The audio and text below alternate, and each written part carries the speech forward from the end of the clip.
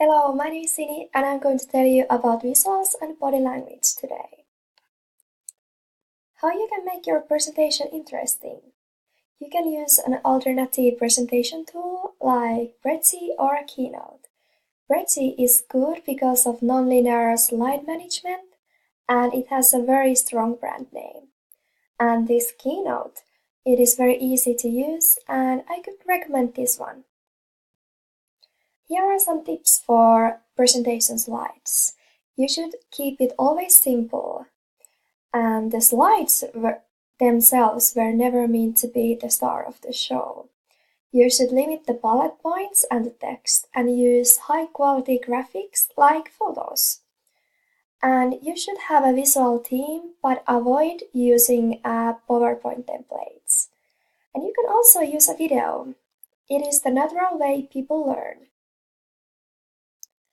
And you should also use colors, but use it very carefully because, for example, red one is a very dangerous color, green one is friendly, blue is calming, and black one is a background color with useful psychological undertones.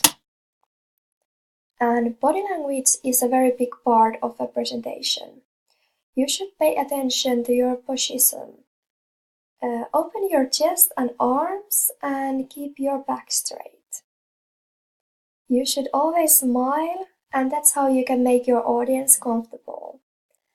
And also keep an eye contact and look your audience in the eye. And you should also pay attention to your movement. Use the physical space you have available and walk, and you can draw attention by pointing directly to your presentation, because your audience will follow your eyes and your finger. Here are some mistakes you can make, and I have some tips how to avoid them.